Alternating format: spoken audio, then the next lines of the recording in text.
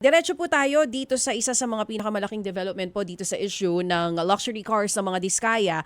Ayon sa pinakahuling balita, 31 mga sasakyan na daw po ang hawak ngayon ng customs. Commissioner, na-impound na po ba ito formally at ilan po doon sa mga 31 na sasakyan ang kulang sa documents at posibleng may paglabag po sa importation? Una po, i-adjust po natin yung numero para malinaw po. 31 po yan ng isang araw. Pero pinapatanggal ko po yung dalawa sa bilangan kasi ano yun parang yung ATV. Although UTV 1 million plus, hindi ko na lang pinakonsider na high value or luxury vehicles para di po tayo malito. So pinahiwalay ko po yun pero naka-impound din po yun. So 29 luxury vehicles plus kagabi may nadagdag na po tayo yung Maybach na Mercedes-Benz. So 30 na po. So para lang for consistency, 30 luxury vehicles po yung hawak natin plus dalawa na parang ATV yung tawag doon or UTV yung tawag nila doon. So 30 plus. Okay. Ngayon, initial pa lang to kasi gusto ko makapag-ulat po sa inyo of course. Kumbaga sa step 1, 2, and 3, step 1 pa lang tayo. Pero maganda na po yung ating mga impormasyon. Step 1, yung resulta ng ating mga initial findings. Pangalawa naman, of course, yung further investigation kung sino po madodokumento natin na pananagutin. At step 3, of course, dudulog na tayo sa korte at yung pagsingil din po ng tamang bayad kung meron po. So ganito po, bilang kasagutan po doon sa tanong ninyo, kinategorize po namin sa tatlo yung klase po ng mga naging findings po natin. Unang-una, kumbaga ito yung pinakamalala. Ito yung wala ng import entry, wala pang certificate of payment. Yan yung tinatanong ni Manong Ted noong isang araw kung ano yung kulang. Ngayon, malinaw na sa amin, may 8 sasakyan na walang import entry at walang certificate of payment, CP. Ito, i-issue natin kagad ito ng WSD. Kaya lang, meron silang entitled pa ito kasi yung 15 days. Ako, ginagawa ko ng 10 days. Pero 15 days, allowed sila na magpakita ng mga dokumento nila. After that, i-issue namin kagad ito ng warrant of seizure and detention. WSD po yun. Yung pangalawa naman pong grupo, ito naman ay 7 sasakyan.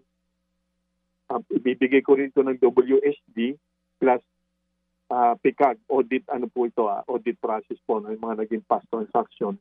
7 sasakyan naman po ito dahil meron naman tong import entry, kaya lang wala namang CP, walang certificate of payment. Yung pangatlong grupo naman, ito ay kumbaga magaang-gaang pero hindi naman po natin din ito basta hindi imbestigan. Ito naman po kasi ay mga na-import sa pamamagitan po ng mga miyembro po ng kampi dahil naman po yan, may pribileyo po yan at yan mga lihitimo po talaga mga importers yan. 14 po yan na sasakyan. Subalit, isa-subject pa rin po natin sa post-audit po yan. So yun po, 3 grupo po yun at pumasok po yung mga sasakyan sa 4 na port na identify natin. Batangas, 5, Cebu, 3, Port of Manila, 6, MICP, 7, at meron pong 8 na hindi po natin malalaman kung saan dahil ito nga po yung walang import entry na magiging subject po ng WSD po natin. Oo. So unahin po natin sir kasi sabi niyo nga naka-breakdown to into 3 categories. Yung unang 8 kotse po na walang import entry, wala ring certificate of payment. Ano-ano mga sasakyan po ito? Ito po yung ang pinakamaganda rito natin, Bentley Bentayga. Then Toyota Tundra, Toyota Sequoia, Rolls-Royce, maganda po yan, Rolls-Royce, Mercedes-Benz G63 AMG, Mercedes-Benz G500 Brabus, Toyota Land Cruiser 300, Lincoln Navigator 2021. Yan po yun, 8 na walang import entry, walang CP. Oo. Ito pong 8 kotse na ito, under BOC rules, pag walang import entry, walang certificate of payment, considered smuggled po itong 8 sasakyan. Yun po ang presumption. Subalit para lang po may due process of course, entitled do sila magabul magpakita po ng mga tamang dokumento upang patunayan na tama naman po yung kanilang binayaran at may mga dokumentong marahil ay wala lang sa amin. Subalit, kumbaga po, mabigat na po yung presumption dito na malaking problema dahil wala na import entry, wala pa akong CP. Oo. Gaano po katindi yung violation na posibleng harapin ng mga diskaya kung may 8 sasakyan po ngayon na pwede natin nang sabihin na posibleng smuggled po? Ganito po ma'am, linawin ko lang no, para very objective naman po tayo. Sa ngayon po, again, step 1 pa lang ito, no? Mga nakapangalan ho kasi ito sa kanila. No? Subalit nung pumasok ito, may mga consignees po na nagpasok po nito. So, yung mga consignees po na yon, kumbaga, ang presumption po natin, yung mga consignees na po na yon, ang merong violation. Ayoko naman po para sabayan na diskaya po kagad, ano?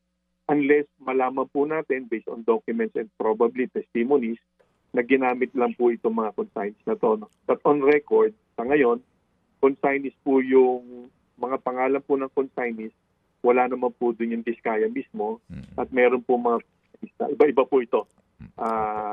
May lista po tayo. So para lang humalinaw, hindi pa po yung discuss po kaya dahil hindi po sila yung direct consignees. On record po, on record. Opo. Mga kapatid, brothers and sisters, saan ka pa? Dito na tayo sa totoo.